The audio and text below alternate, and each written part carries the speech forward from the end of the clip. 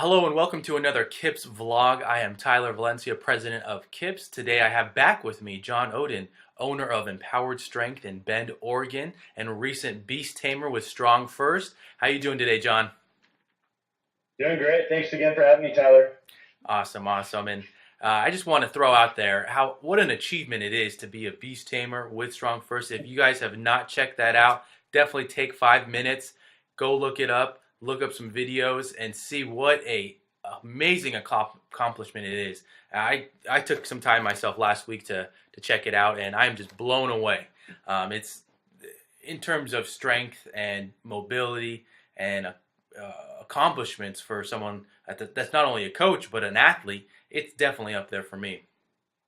Cool. Thank you. I appreciate it. Yes. It's definitely different kind of a strength skill blend of things too, and putting yourself out there and kind of immersing in that training process, realizing, hey, you can be close to this, but to put all three of those lifts together at the right place and the right time is pretty cool. It's something I attempted back a year and a half ago, and I missed the first lift. My pull-up was my weak link, and just kind of had to step back and think, how am I going to move forward? What am I going to do to get this? I wanted it more than ever since I walked away from this. So I kind of another year and a half or maybe 2 years total in the making at least that I've been really serious about pursuing it and wasn't going to walk away empty-handed. So that's awesome stuff right there. So today I have John with me today to talk about almost linking performance, linking exercises, linking movement to performance. Often when an athlete is getting closer to their season, or this is most likely in that last preseason mesocycle, you start seeing more performance-based exercises and movements inside of a program. So for example, single leg movements or single limb movements if you're doing upper extremity, or even different types of performance-based movements that help take that strength base or that power base that they've been building up in this off season and taking that and applying it to their sport in order to help movement, help technique, whatever that is.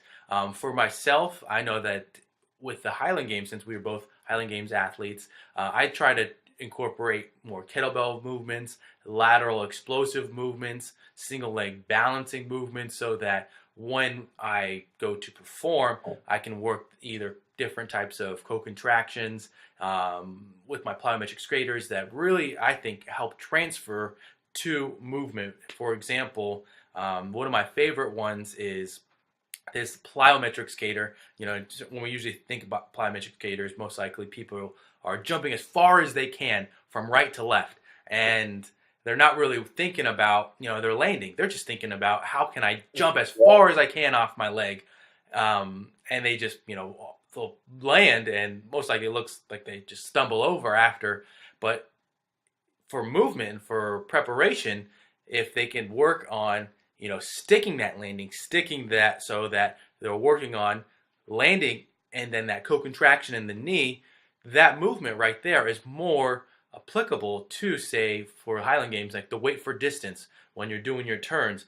We would much rather be in control and not falling over in those types of movements. And that's just one example. I know that when we think about kettlebells, the single leg balance and being able to do maybe single leg touchdowns with kettlebells, and that being able to stabilize both hips, keep them level, but also being able to manipulate that load is another factor right there that comes into the preparation for an event. But that's just one example that I often think about when I'm training myself and how I can get ready for a season. John, a couple weeks ago, I saw you post something great about crawling that really sparked some interest in me. Could you share about crawling and how you use it to prepare for an event? Sure, absolutely. Yeah, great topic. Something I've used since being exposed, actually through my first Strong First certification in 2014. The original strength system. So to give credit where credit's due, not that anyone invented crawling, but these guys have put it together in a system. And I do like to work off of systems before I go and kind of go out on my limb and things like that. So I really immersed in the system, and that's Jeff Newport, Tim Anderson, some other influences along the way as well, but really just spoke to me on a lot of different levels. And just to touch on that, they call them resets. There's these 5 or 6 main patterns, including just simply diaphragmatic breathing all the way up the chain. The crawling is kind of the highest value target, or the end. And their term for that, and I really like, is reflexive strength. Like you're talking about the plyometric loading and dynamic movement without having to think about it. We're kind of losing that edge in our society with all the sitting we're doing, with all the other poor patterns we're in. I notice that with my members all the time too. It's just like they've lost that ability, and I had lost that ability myself to stabilize without. I could plank all day long and hold that brace, but to I get out snowboarding and I'm just stiff and tight, or when I'm doing hiking games, I lost so much on my Scottish hammer because I was just okay. I can brace, I can hold this tension, but I couldn't flow into another movement pattern, and I couldn't have that dynamic change of direction, or just in one plane of motion at a time. So yeah, long story short, crawling is just a great tool. I can get into a little bit more too, but it just gives back so much, and having that more proximal stability, distal mobility. So we're starting from that core. We're basically in a plank position, and the way they talk in original strength, and I'm a big fan, as well as the head's got to be up. Even trying to keep your mouth closed, and I encourage all of you to try this at least, and even see how long you can go with your head up, your mouth closed, your tongue goes to the roof of your mouth. Sometimes that's hard to do, but when you work this in enough patterns, I find that probably 95% of things I do, I'm breathing through my nose and my tongue goes to the roof of my mouth, and I just feel that chain just close off there in a good way, in a good stable way. But and then your hips are down too, so you're not wiggle wobble hips. You're not doing these bear crawls. You're neutral, without again being over. We'll kind of have people overly kind of tight and brace, make sure they get that first. But there's no harm to it. I've never heard of anybody getting injured. Maybe people get a little irritated with their wrists, or just getting off of their toes, and can create some fatigue. But again, 95% of people, it's very approachable. They can train as a conditioning tool, as something just fun to play around with and dabble with. There's absolutely nothing wrong with that. So baby crawling or commando crawling is a foundation, just getting down on your knees, and then the money happens for me as an athlete, going up the chain and going to the off the knees. We call it a leopard crawl, or a Spider-Man crawl, is with the knees out. So you can check out originalstrength.com. I'm posting some things on my YouTube page to build into this as well, or my own kind of personal journey. And then the end of the road, really, or the top of the chain, is literally using chains, or using a sled works pretty well. But I do like, I bought it's called the OS Infinity strap. It's on their website. They probably owe me some royalties for all these plugs, but no, it's good stuff. And then I bought these chains, these John Brookfield chains. If you've heard of John Brookfield, he's a great coach overall. And so about 100 pounds of chains. Legend has it, Jeff Newport, again, one of the founders of the original strength system, he can crawl uphill with 200 pounds of chains. So again, encouraging you to try 100 pounds of chains, which is one of these thick link chains there. You can find them on sale. Sometimes Perform Better has them, or had them.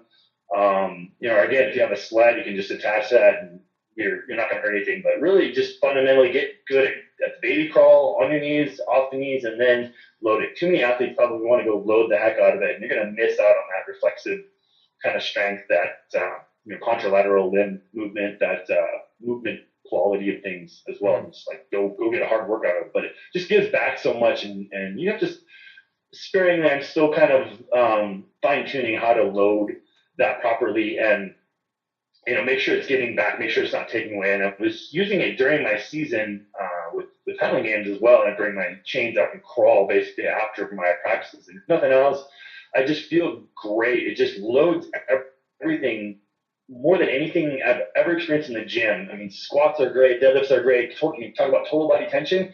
Again, go out and crawl with some heavy ass chains and stuff, and tell me you don't feel pretty awesome doing that. Like, every muscle's just working together. You have to stabilize in all the right places, and backwards crawling actually too. Backwards crawling, you see this, press pattern, especially my kettlebell press I was using, bad lighting there too. That press groove is just enhanced with that as well. So it can actually, little secrets here too, you can do these resets, you can do these movements between, splice them into your program like a lot of coaches are doing too, and gets athletes, instead of spending 30 minutes just doing these movement flow mobility things pre or post training, we do a few minutes pre-training, we splice them in between the training and try to bring it in. We'll do crawling as our finisher and things like that too. So again, just gives back so much.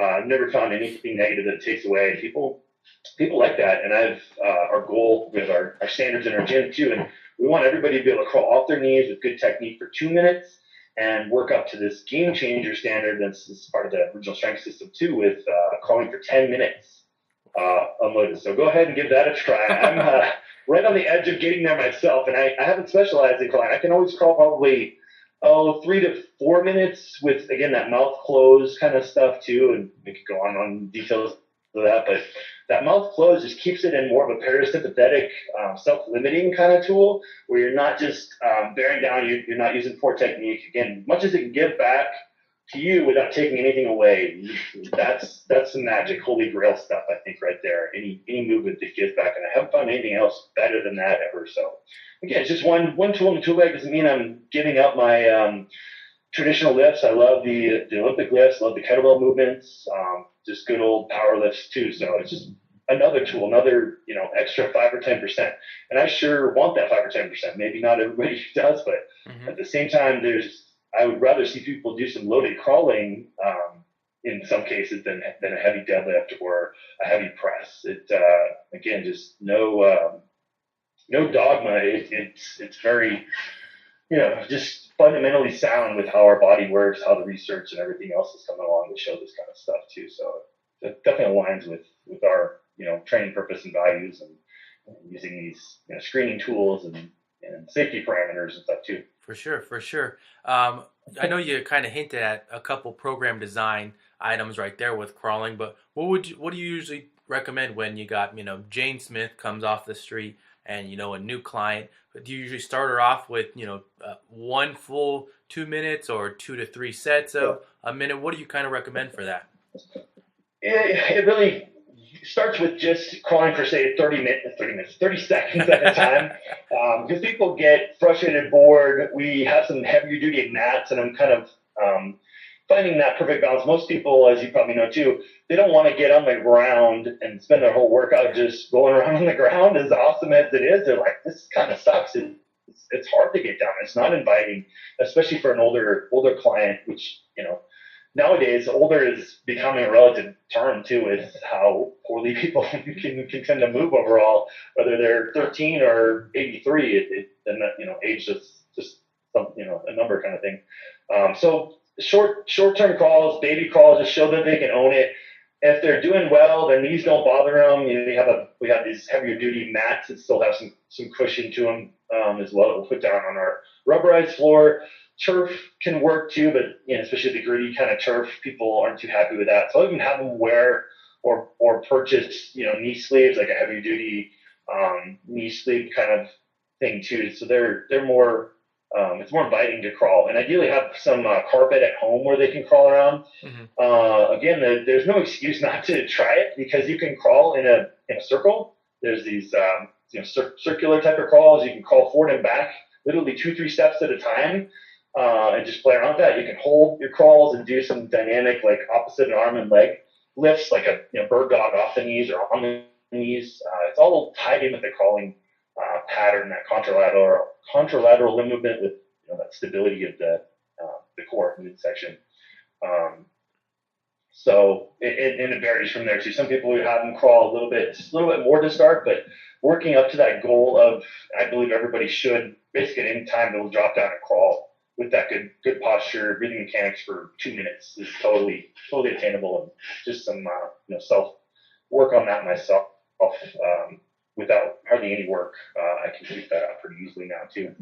Nice. Yeah, I know that once I saw that article you posted, it definitely sparked some interest in me. So I'm going to make sure that I share that too in this this video too. I'm going to put that in the comments section, the link to the article that John posted.